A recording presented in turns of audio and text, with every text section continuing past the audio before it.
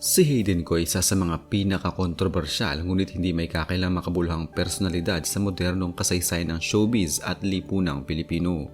Ang kanyang pangalan ay minsang naging simbolo ng tagumpay, katalinuhan at kagwapuhan ngunit kalaunan ay naging sentro rin ng skandalo, moral na diskurso at pambansang pag-uusap tungkol sa etika, responsibilidad at kapatawaran. Ang kanyang buhay ay hindi simpleng kwento ng kasikatan kundi isang masalimuot at masusing salaysay ng ambisyon, pagkakamali, pagbagsak at unti-unting pagbangon. Isang salaysay na patuloy na binabalikan ng publiko bilang babala at aral sa kapangyarihan ng media, teknolohiya at personal na desisyon. Bago pa man siya masangkot sa malaking kontrobersiya, si Hayden ko ay nakilala bilang isang batang doktor na may malinaw na kinabukasan. Siya ay nagtapos ng medisina at pumasa sa licensure examination, isang patunay ng kanyang talino, disiplina at determinasyon. Sa panahong iyon, hinahangaan siya hindi lamang dahil sa kanyang akademikong kakayahan, kundi pati na rin sa kanyang physical na anyo at kumpiyansang dala niya sa sarili.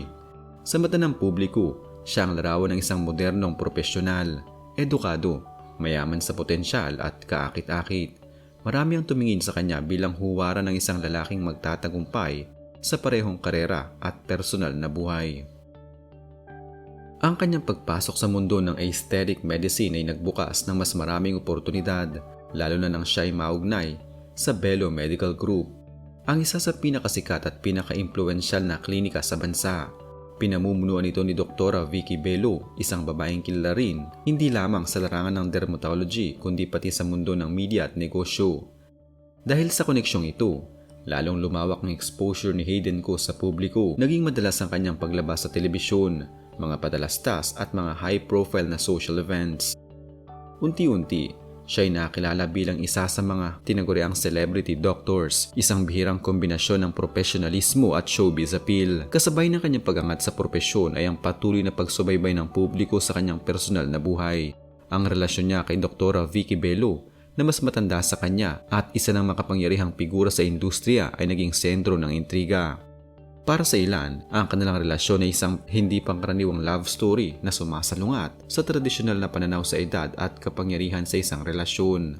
Para naman sa iba, ito ay simbolo ng impluensya, pribilehiyo at mabilis na pag-angat sa lipunan. Sa kabila ng magkakaibang opinyon, malinaw na si Hayden ko ay nasa rurok ng kasikatan at impluensya bago pumutok ang kontrobersiyang tuluyang nagpabago sa takbo ng kanyang buhay. Ang sex video scandal na kinasangkutan ni Hayden ko ay isa sa mga pinakamalalaking skandalong gumulantang sa Pilipinas noong panahong iyon. Ang paglabas at pagkalat ng mga pribadong video na kinasasangkutan niya at ng ilang babae ay nagdulot ng matinding reaksyon mula sa publiko. Sa isang iglap, ang kanyang pangalan ay napuno ng negatibong kahulugan at ang dating hinahangaan ay naging sentro ng galit, pagkondena at pagkadismaya. Ang issue ay hindi lamang tungkol sa sexual na relasyon kundi lalo na sa alegasyon na ang mga video ay kinunan, itinago at kalaunan ay kumalat na walang malinaw at buong pahintulot ng mga babaeng sangkot. Sa isang lipunang konserbatibong tulad ng Pilipinas, kung saan mataas ang pagpapahalaga sa dangal, moralidad at reputasyon, ang ganitong uri ng skandalo ay mabilis na naging pambansang usapin. Ang media ay halos walang tigil sa pagbabalita tungkol dito. Araw-araw ay may mga bagong detalye, panayam at opinyon na lumalabas sa telebisyon, radyo at pahayagan. Ang pribadong buhay ni Hayden ko ay naging pampublikong pag-aari at halos bawat aspeto ng kanyang pagkatao ay hinimay at hinusgahan. Sa prosesong ito, nabuo ang kanyang imahe bilang simbolo ng maling paggamit ng tiwala, kapangyarihan at teknolohiya. Ang mga babaeng nasangkot sa video, partikular sina Katrina Halili at Maricar Reyes, ay naglakas loob na magsalita sa publiko. Ang kanilang mga pahayag ay puno ng emosyon at sakit. Ibinahagi nila ang kanilang pagkabigla, kahihiyan, takot at traumang dulot ng paglabag sa kanilang privacy. Para sa kanila, ang issue ay hindi lamang tungkol sa isang skandalo kundi tungkol sa pangmatagalang epekto nito sa kanilang mental, emosyonal at profesional na buhay. Ang kanilang mga salaysay nagbibigay diin sa kahalagahan ng consent at respeto at nagmulat sa publiko sa realidad ng cyber exploitation at bigat na pasanin ng mga biktima nito. Malaki rin ang naging reaksyon ni Dr. Vicky Bello sa kontrobersiya. Bilang dating kasintahan noon, mentor at employer ni Hayden Koo, siya ay lantaran sa kanyang galit at pagkadismaya. Sa mga panayam, hindi niya itinago ang kanyang pakiramdam ng pagtataksil. Para sa kanya, ang issue ay hindi lamang personal kundi profesional. Bilang isang doktor, naniniwala siya na may mataas na pamantayang moral at etikal na dapat sundin ang sinumang nakasakit sa kanya bilang babae kundi nakasira rin sa reputasyon ng profesyong kanilang kinabibilangan. Isa sa pinakamabigat na kinahinatnan ng skandalo ay ang pagkatanggal ng lisensya ni Hayden Koo bilang doktor. Ito ay isang desisyong may malalim na implikasyon.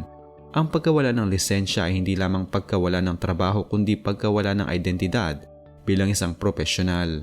Sa mata ng marami, ito ang pinakamalinaw na simbolo ng kanyang pagbagsak. Mula sa isang doktor na hinahangaan, siya ay naging halimbawa ng kung paano maaaring wasakin ng maling desisyon ang isang karera na pinaghirapan ng maraming taon. Sa panahong ito, si Hayden Koo ay naging sentro ng pambansang galit at pangungutya. Marami ang tumalikod sa kanya at ang kanyang pangalan ay naging kasing kahulugan ng skandalo. Gayunpaman, sa gitna ng lahat ng ito, nagsimulang isang tahimik ngunit mahalagang yugto ng kanyang buhay. Ang yugto ng introspeksyon at pagbabago. Unti-unting ipinahayag niya ang kanyang pagsisisi at ang kanyang pagnanais na magbago. Inamin niya ang kanyang pagkakamali at hinarap ang mga bunga nito. Sa mga sumunod na taon, mas naging bukas si Hayden Koo tungkol sa kanyang pagbabagong spiritual. Ibinahagi niya kung paano siyang lumapit sa pananampalataya bilang paraan ng pagharap sa kanyang mga pagkukulang at pagkawala.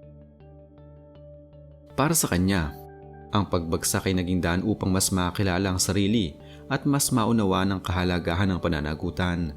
Bagamat may mga nananatiling kritikal at nagdududa sa kanyang sinseridad, may ilan ding naniniwala na ang kanyang pagbabago ay totoo at malalim. Isa sa mga pinakapinag-usapang bahagi ng kanyang buhay ay ang muling pagkakaayos nila ni Dr. Vicky Bello.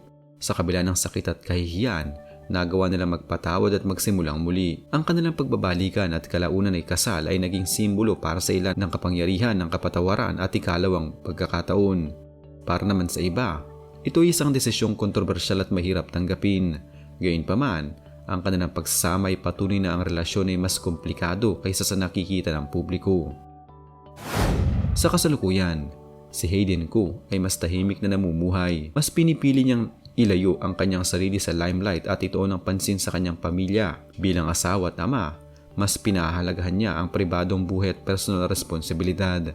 Patuloy pa rin siyang konektado sa larangan ng medisina at negosyo, ngunit hindi na bilang isang celebrity figure kundi bilang isang mas pribado at reflektibong individual.